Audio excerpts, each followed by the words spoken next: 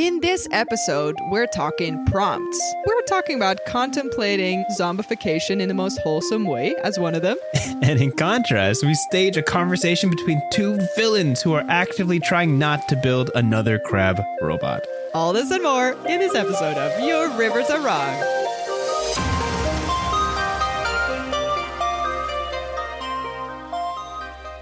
Good morning, everyone. Welcome. Or afternoon or evening. That's what we usually say, right? I'm bringing it back. It's okay.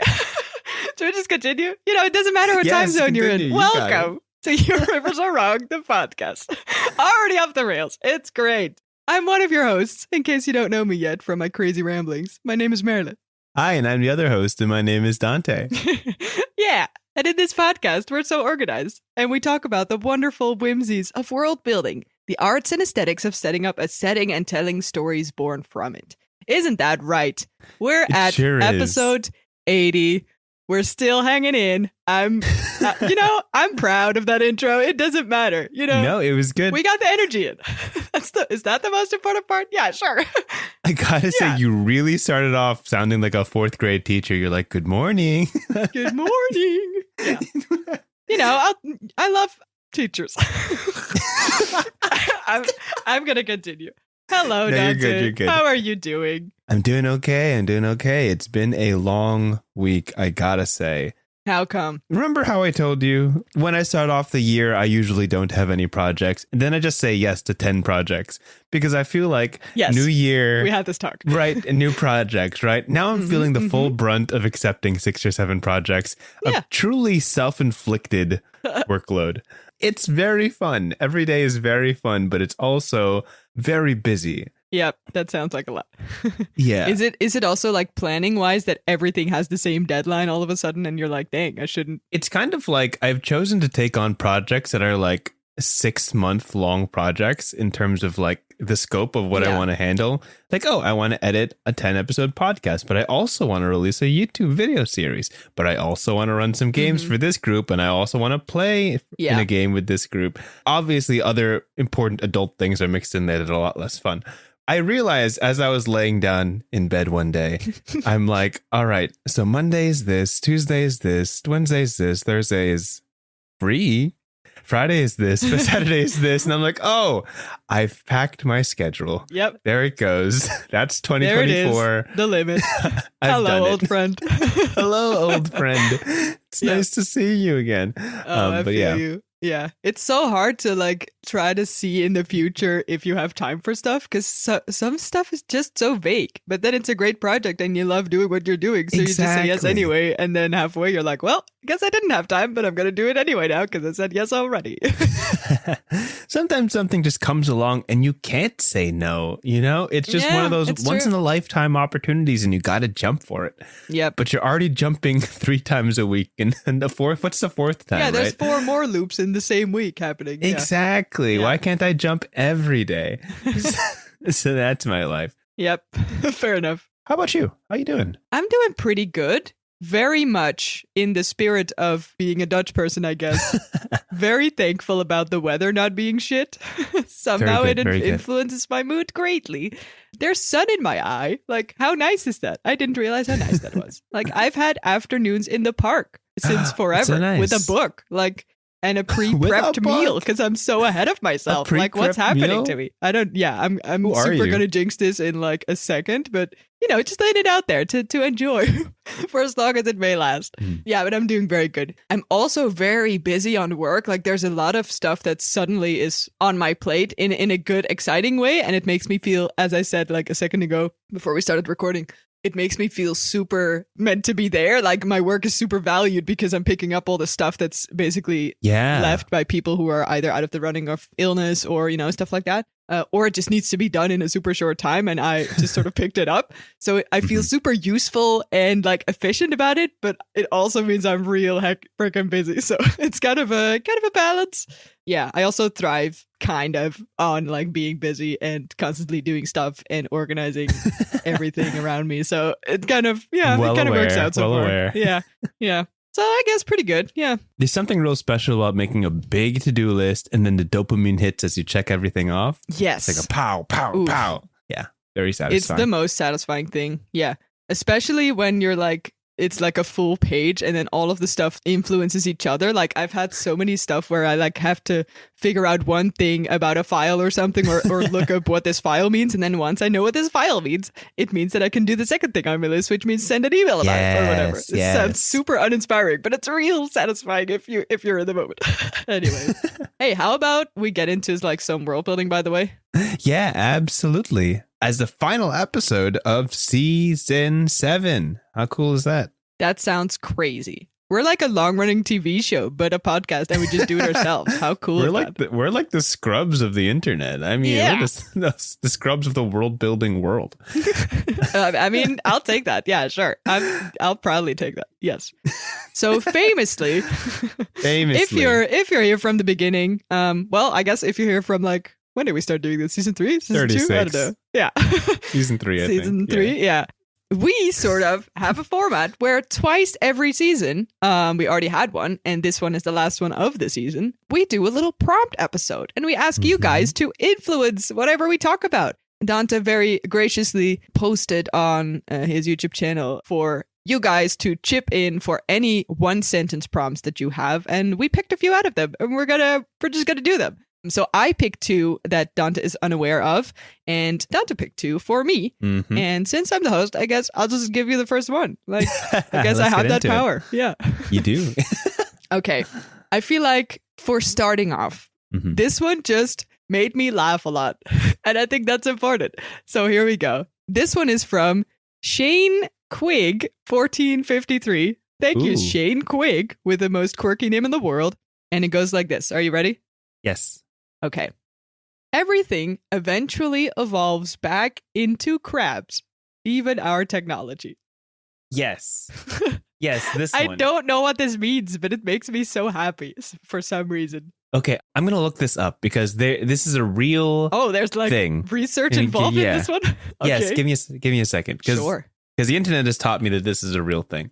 Oh, no. Yes, this is a meme I don't know. It is. I'm just going to teach you right now. And for anyone listening who doesn't know this, please educate us. The concept of carcinization is a form of convergent evolution in which non-crab crustaceans evolve a crab-like body plan. The term was introduced into evolutionary biology, who described it as the many attempts of nature to evolve a crab. It basically means that over time, over the very, very long expanse of evolutionary history, everything eventually evolves back to crabs. This is like a real thing? What do you mean? Many different evolutionary species take on crab-like crabs. Take on crab-like traits as time passes. That's so cool. I don't understand how that works, but it makes like this just got like 10 times better than it already was. I don't know. It just seems like evolution as a concept considers crab to be like the ultimate shape. The holy grail of like the holy grail of evolution. Evolutionalized animals. Wow. Dang. It's super duper funny. You know, they deserve the love. They're great animals, I guess. They are great animals. They are great animals. What was the word again? Crabication? Carcinization. Carcinization. Wow. I'm super going to look that up as the deep sea nerd that I am. I feel like this should be in my vocabulary from now on. Yeah. Wow. So the prompt again is everything eventually evolves back into crabs, even our technology. So let's tap into the technology part. I wasn't ready for like this depth of promptness.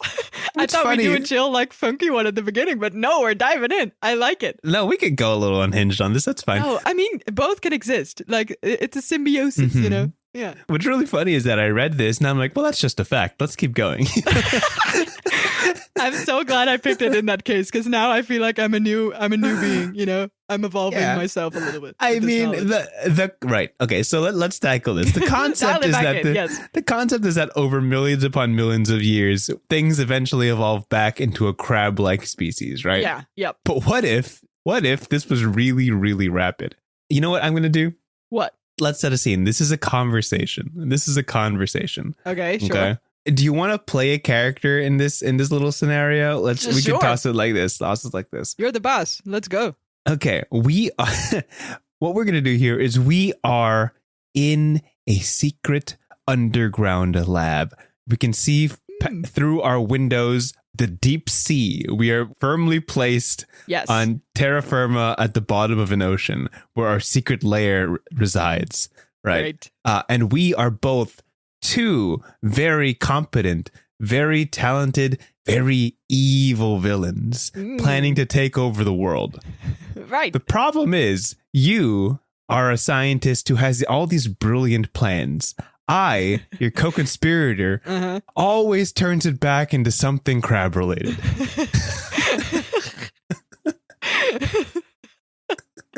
So stupid. Yeah. Okay. No, this is great. So I'm going to pull up the blueprint. Okay. Here we are working on our workshop, planning the next robot we're going to use to, I don't know, fight the Powerpuff Girls. Something along that line, right? There's this hero we got to beat. Arch nemesis, the Powerpuff Girls. Yes. Yeah. I'm talking to you. I think an easy answer. I think an easy answer for this one. I'm not Dr. Claw. Dr. Claw is too evil. I'm like Mr. Claw. My evil tag name is Mr. Claw. Okay. Wow. And I'm going to say, this is the greatest thing that I have ever created. Look at it. It's innovative. It's a futuristic, and it'll be able to take down the heroes of today's age right away. Can't you see my brilliance? And I pass you the blueprint. And it looks like a crab. Again. It's not even like a variation. It's just a crab. No, this time the paper is green. Okay. Mr. Claw. Mr. Claw. Yes, that's me. I feel like we've talked about this before. Like, wasn't this the same blueprint that you showed a day ago? And then this is just like you put another letter on it, and now it's like Plan C. And then, but it still looks, let's not lie about this. This still looks like the same crab from yesterday. Are we talking about the same crab? I feel like we're talking about the same crab. I did not have Plan C last time. This is Plan C, C for crab. No, I see the letter. The letter changed. I understand. What I want to know, like, I'm trying to be like cooperative here because, we're in really this like, trying to work with you. Yes. Sort of codependent relationship, and we're in the deep sea, and, like my research partner for years, and I understand the importance of this. Of course, lots of history. We all hate the Powerpuff Girls. You certainly all collectively hate the Powerpuff Girls. Yeah, this is what ties us together. It's our bond, So I'm willing to go with you here, but please just explain how this crab is different from yesterday's crab. And to, if I may be blunt, why this crab? Why?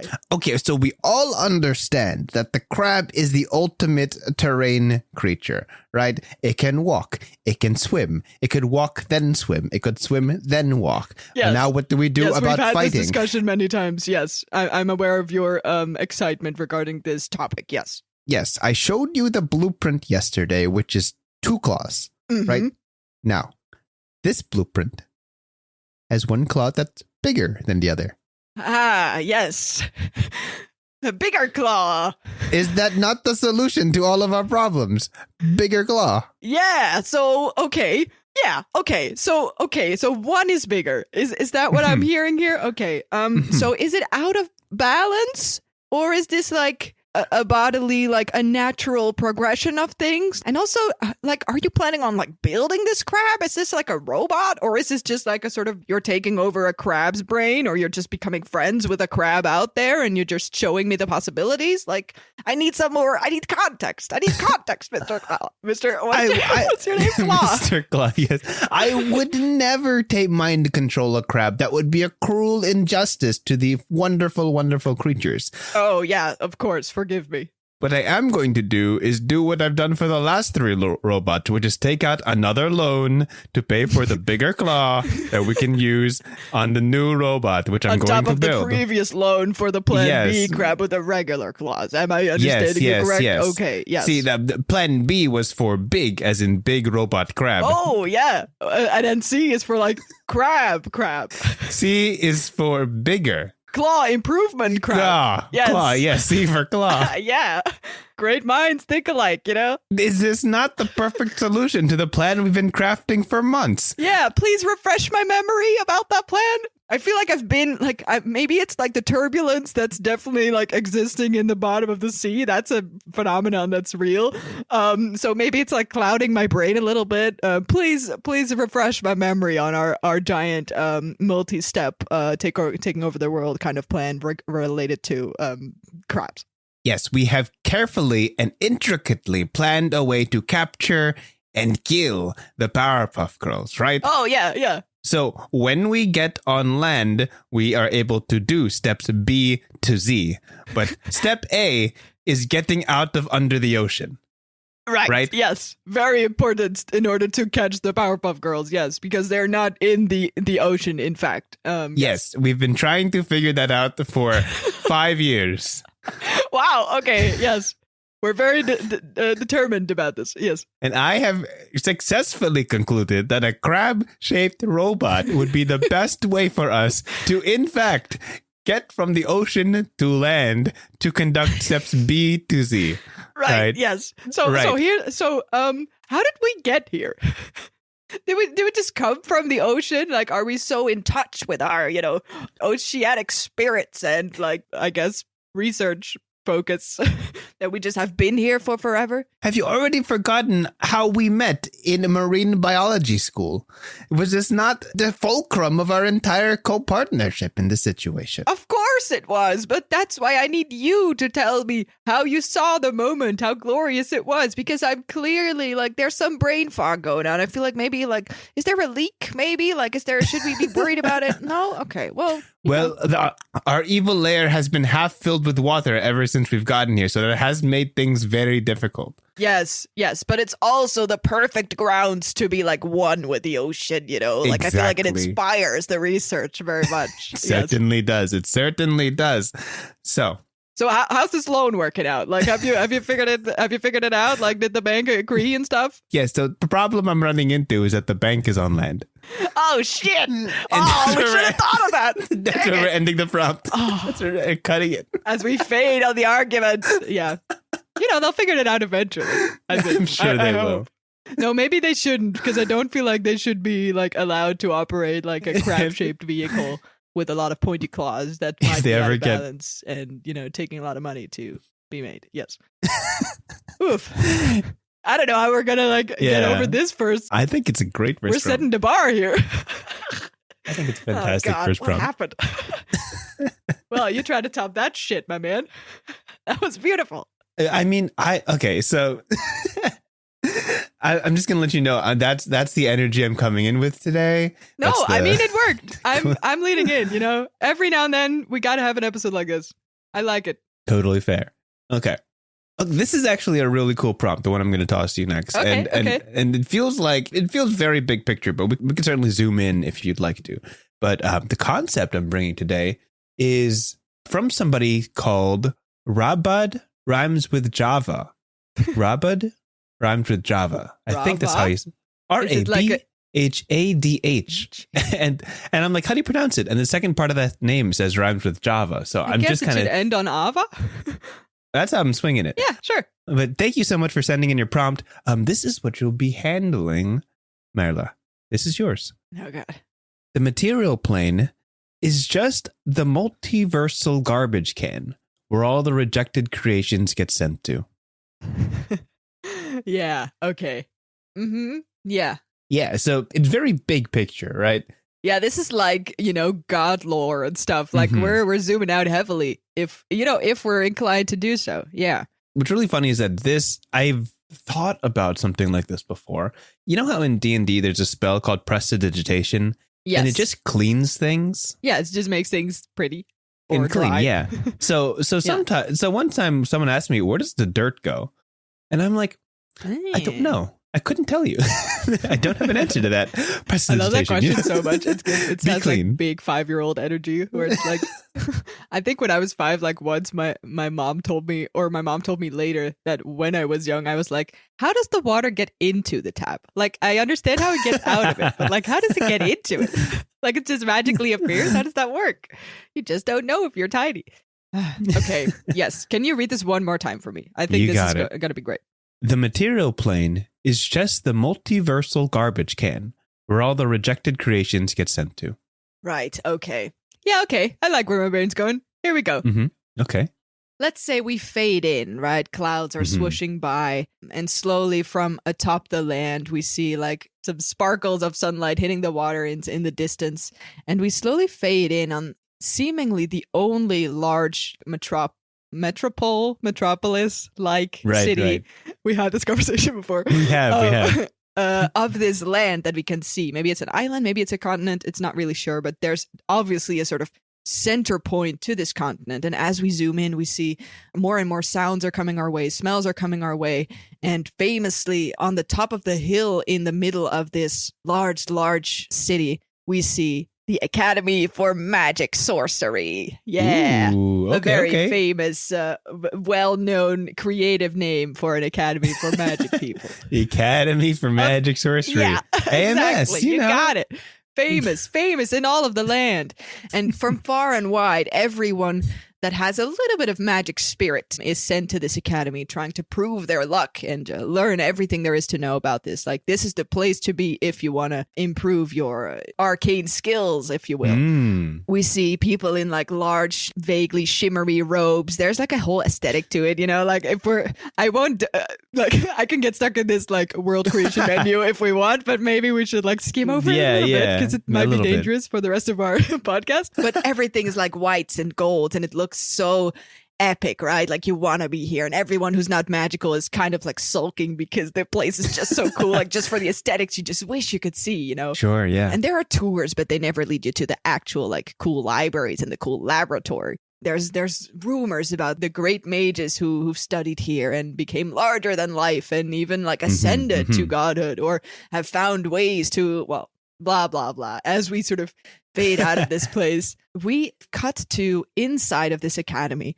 Sun's beautifully sort of hitting the tables of the first year students in the beautiful laboratory greenhouse-like great hall of this place. There you go. Tables everywhere, glassware, things bubbling. We see weird spirit-like creatures sort of flittering past in the air. Some look a little weird, but you know, they're okay. There's still sunlight. It looks beautiful. Like, we don't think too much of them. In the back, 2 or 3 professors are sort of handing out stuff. There's a big lecture lesson going on, and everyone's trying out stuff. As we zoom in just a little bit more, we see a little kid who's maybe, well, not too little, I guess, because he is studying at a like magic academy. Let's say he's like 14 or something. Like, sure. You know, Harry Potter-esque, like just dipping his toes in the beautiful robes, and together with like a little like scrappy looking girl next to him at the table. And we kind of hear their voices fade in a little bit, and they're talking about the experiment that they're supposed to be doing.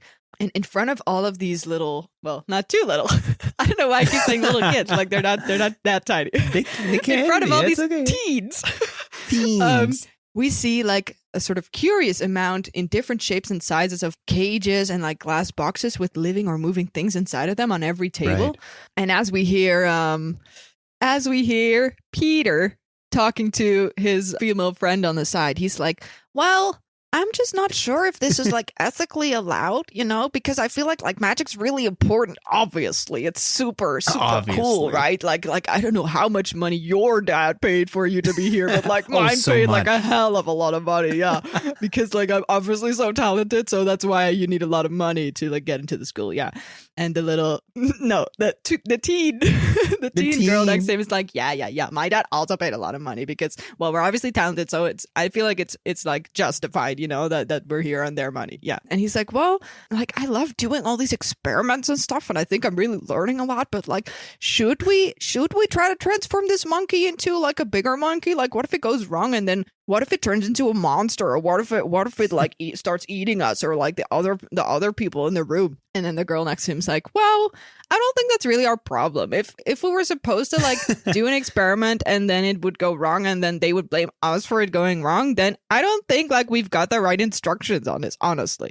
Eventually they decide to, you know, just take a gander at it to like figure out this monkey spell. And as they strike their tiny monkey in their equally tiny cage, we see from far away, we sort of zoom in on the professor sort of looking over, and in a glimpse we hear how the spell gets just a little bit wrong, and there's a sort of spark in the air, almost like a firework sort of gone wrong or going off too early. And just as the professor shouts, "No!" we see in the distance at the table of Peter and his friend, we see the monkey sort of like skitter and sort of glitch in a weird way as he sort of evolves and grows bigger, and the cage expands and sort of flies, how do you say that? Like breaks apart in the air. And the monkey grows bigger and bigger and bigger and starts to fill almost every corner of this space. Everyone is shouting. The professors are running over trying to figure it out. And at that time, as the sort of chaos is starting to break loose, the doors in the back swing open with a large sort of doo, and we see the Hatmaster famously in black robes because they're special. You know, that's how academies work. Hierarchy. I thought you said the Hatmaster, and I'm like, yes, this all makes sense. The Hatmaster's on his way. No, that's what it is now. Famously mastering the only hat allowed to be worn by the best mage in the... Yes, I'm going to stop myself there. The Hatmaster swings in black robes with indeed a very large hat on their head. Wait, let me gather my thoughts. I got distracted by the Hatmaster. Okay, for people who don't see the webcam, Marla is more than once gesturing at the camera, casting a spell with her hand, but not saying anything. I'm trying to find the word for like putting your hand forward, but there's just hats in my mind now. Like, what's the kind of hat that you would wear? You know? Anyway. The Hatmaster comes up. I felt like I was being attacked by you. Just in time, like brings their hand forward. Let's phrase it like that. There you go. Perfect. Snaps in the air, and sound sort of immediately deafens and grows silent. And the monkey floats up, is obviously making noise, but we can't hear any of it. And in almost like a sort of zap out of when you sort of close your TV program, it's like... And the monkey's gone. Great Foley. Great sound effect. And everyone is in sort of whiplash of like chaos starting to begin and then immediately ending. And they're not really sure what happened. And only a few seconds later, they see that the Hatmaster in the back of the hall. And everyone's like, including Peter at his friend, everyone's like, wait, where did it go? Like, what?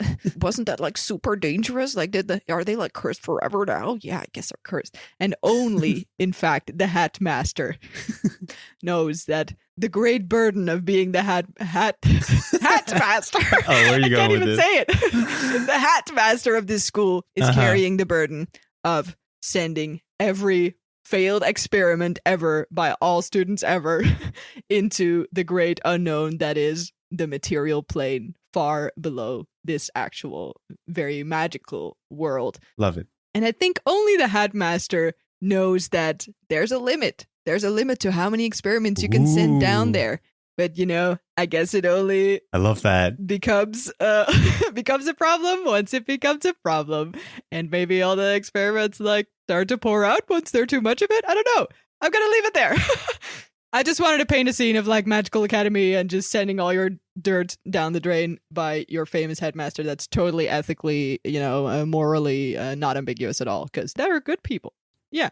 When you said that last line, like, there's not enough room, I had a vision, right? Like, that's a Raven vision.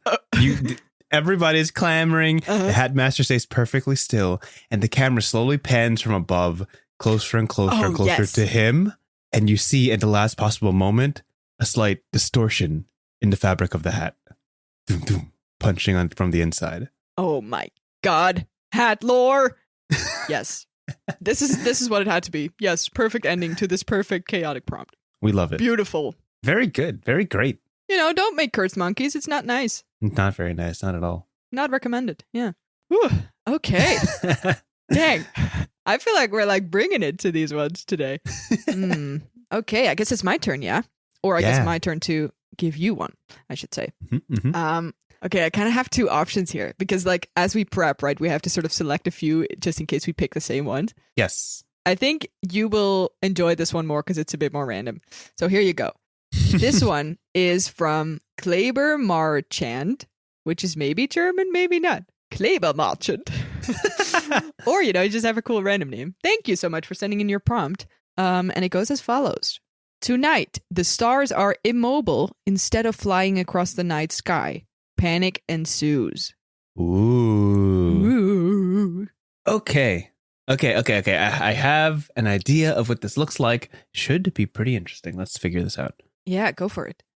Cue like a laid back Western tune. It's got the twang of a banjo. It's got a little bit of a low rumble of a soft drum roll as a camera sweeps into view of what looks to be kind of a plainsy area, a little bit close to the desert. So it's very dry, very little greenery. And you see planted firmly in the dirt leaving a long streak behind it, is a spacecraft.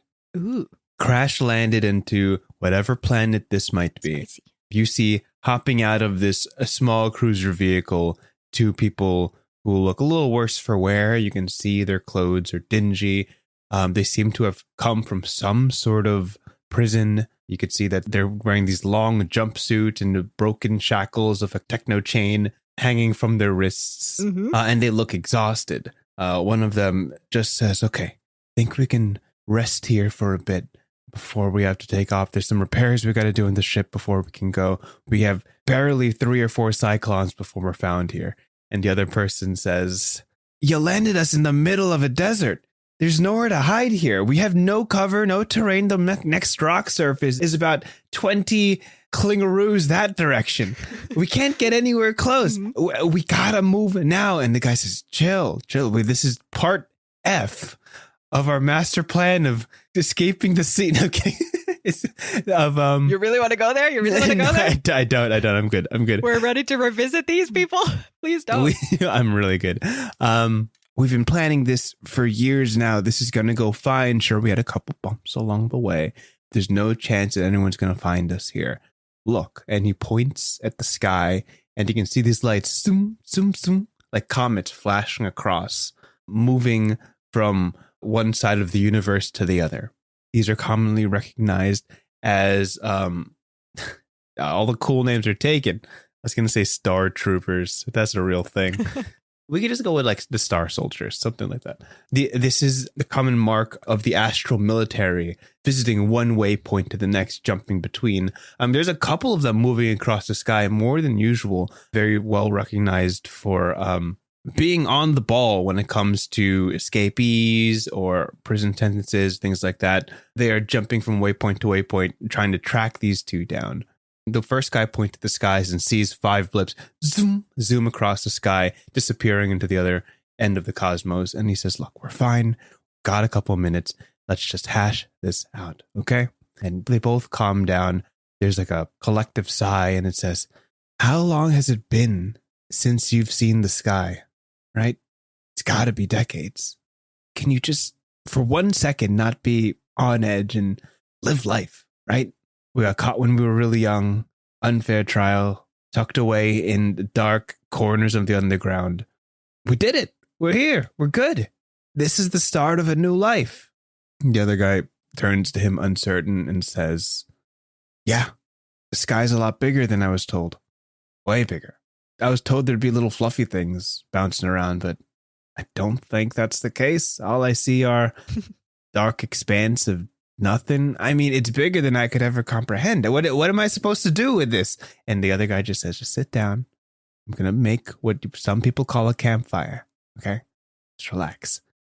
You can see him reach towards a couple of branches, and these guys finally have a moment to themselves. You can tell that this is the very edge of a 90-minute romp in the movie theaters, right? Of just them breaking through every facility. They start bouncing across stories one from the next, of the funniest parts of all the friends they've made along the way, all the fake lives that they've lived, all the disguises that they've gone under, a true lived life between these two who've had multiple decades worth of schemes and not necessarily villainy, but just vagabond energy. Yeah, sure. And as the faintest of smoke trails leaves the campfire and exits into the sky, one of them says, you know, I was told a lot of stories about the sky. They told me that it'd be warm. I don't see any light at all. And it looks up at a starless cosmos. You see zoom, zoom, zoom, more blips, more light flying by. And the guy says, I don't know, that's beyond me. They used to have things called stars, and something happened along the way. Look, he kind of points up. There's a singular blip that's stationary, not moving. And he says, maybe that one's a star. It's just kind of looking at us. The other guy looks up slowly, and he sees, yeah, that one's not really moving. It's just kind of getting bigger. You see them both just slowly realize. You hear the gentle crawl of the violins descending an octave as this single star stationary. There's only ever the blinks of light crossing the cosmos, representing the soldiers that now guard the empty vast space. And the only time they'd ever be stationary is if they were simply getting closer and closer. It looks like it's standing still when it's heading right towards you. That's what I got. Oh my God. Cliffhangers. I felt like I had bits and pieces going there. Yeah. I didn't quite pull it together as much as I'd want to, but... No, but I could feel the vibe, though. I kind of liked, compared to the crazy chaos from the beginning, I feel like it's nice to have, like, the counterbalance of it. Yeah, I don't know. I feel like the contemplative, like, space fantasy shit is kind of very wholesome and, like, nice in a sort of slice of life way. And it definitely had that energy. So I feel like it got there, yeah. There's a lot of stories like this. Like, I think Maze Runner was what I was thinking about as kind of the inspiration, where somebody's in captivity for as long as they can remember. And when they escape, the world's not quite what they're expecting. Yeah, right. It's a good trope. Yeah. Yeah, it was something we pulled from like last episode. If you want to tune in to last fan prompts, episode 75, we had a whole prompt on like a starless sky, a world, a universe without light. And I'm just like, it's true. What would it be like to just not know about that and be there? And yeah. That's what I got. That's what I got spinning. Very good. I liked it a lot. Thank you. And I think with that, we're going to do our last prompt. Yeah, final one of the, season, I guess. The season. No pressure. Bring it on. I'm trying to see if I need to match the mood or if I just want to go off the rails. Do whatever you want. End with a bang.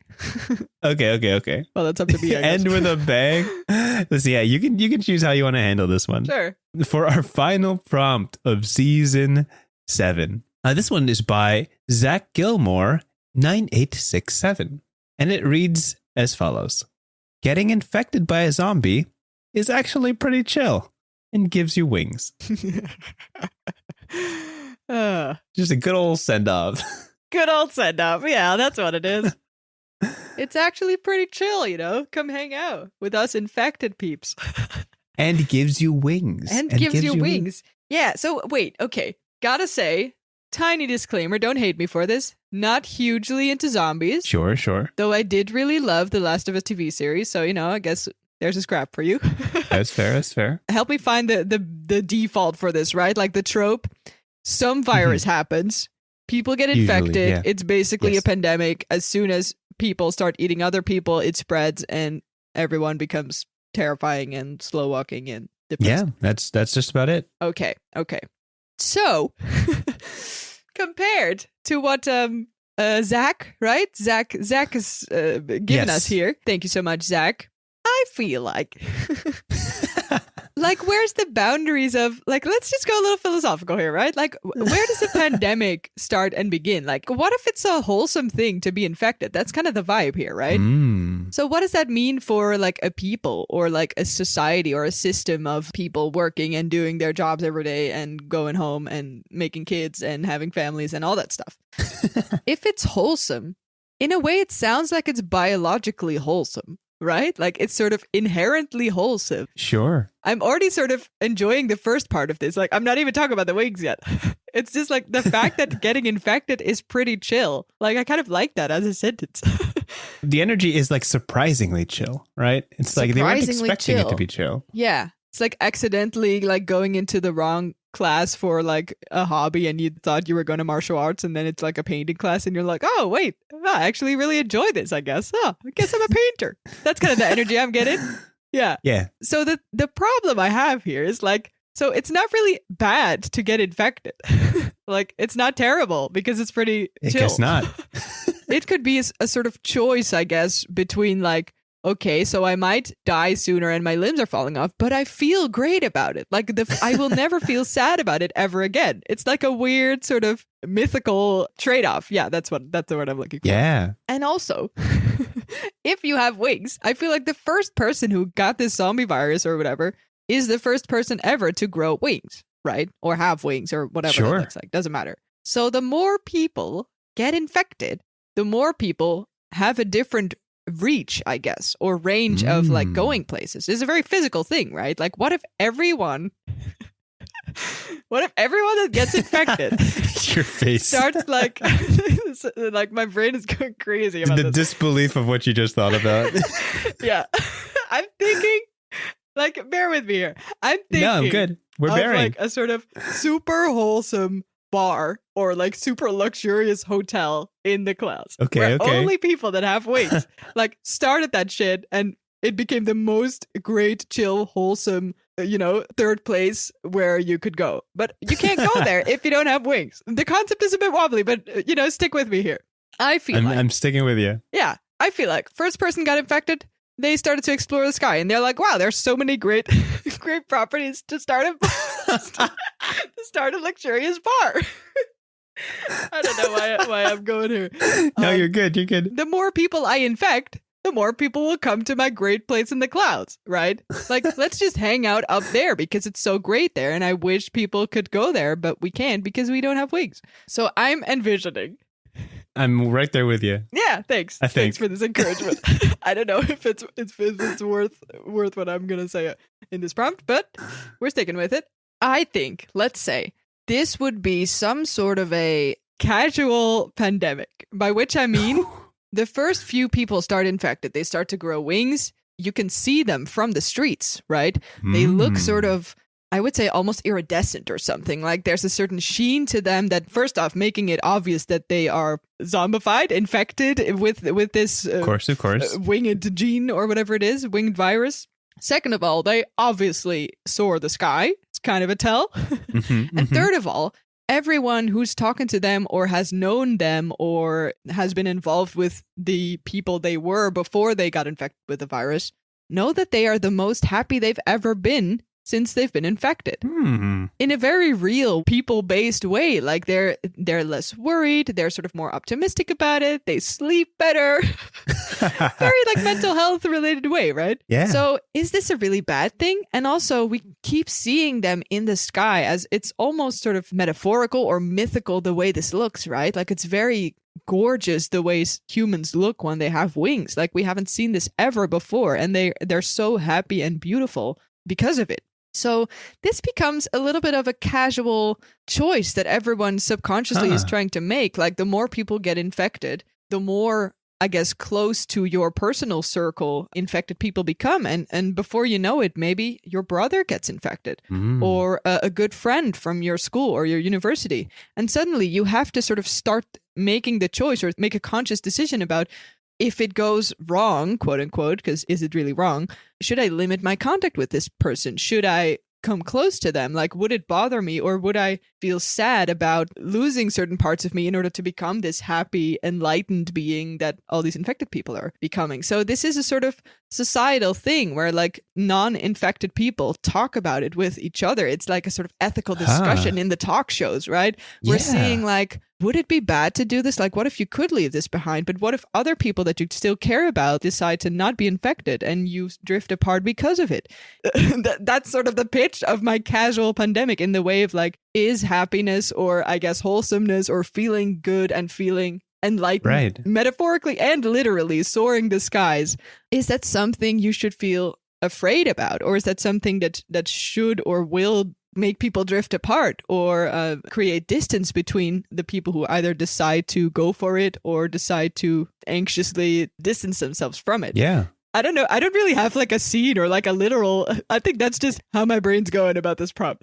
That was very existential. It's very nice. It started with a dive bar in the clouds, and we got where I wanted it to be. So I'm okay. I'm okay about this ending. Yeah. No, I really liked it. There was a lot of layers to it. Talking about contemplative. I feel like we tucked that in there. Yeah. It's like, what if you could instantly opt into a leisurely existence? Yeah. Irreversible, of course, but dramatically different and simpler. Kind of a strange, like, prompt, I guess, if you say it like that, but it is kind of what I did. So, yeah. Yeah. And as more and more people opt into it, it's like, is this good? Yeah. And it's also similar to, like, the talk about both in real life and in world building. There's quite a big discussion, sort of side note, but you're good, about like losing the Dutch language because we're so globalized and using English. Like so many people in Holland speak English so well. And even I do it like half of the time I speak English to people versus that I speak Dutch to people. What are we losing if hypothetically everything becomes English? Like if we have a generalized language, or what would we lose if we as a people suddenly change our way of living or our mood even what is the things that are left behind that we might miss later? Yeah, like you just don't know about it. Only after you've started losing it, you realize that it's happening. It can sort of go in the same way. Like the progress will happen anyway, but then at the same time, it's like, where do you stop the progress in order for the ethics to sort of catch up? It's very, it's kind of interesting. Yeah. It's like stepping forward in culture. The Philippines has the same problem where a bunch of people are not learning Tagalog or Filipino to opt for English, which allows them to have more globalized job opportunities. But there's an importance of preserving what came before you. Mm-hmm. But is that your responsibility as an individual, or is it like people as a whole have to do it together? And, wow, great. That's not where I expected this question to go. I can't believe we ended up there. Yeah, what the hell? Very cool. I don't know how I think we've redeemed ourselves by now. We started with crab people, and we ended with contemplating about life and language. Hey, man, the deranged conversations between crab villains is equally valid. Yeah. As a philosophical zombie discussion. Also more morally interesting, way. Yeah. That's what you're here for. That's what you listen to this podcast for. We got all the extremes covered today. With that, why don't you wrap us up? How are we going to close this out? Yes, we've been going for a while. Thank you so much for listening to our crazy ramblings and to our, philosophical ramblings and all of them in between. We welcome all of them, all the time zones, all the rambles. They're all welcome.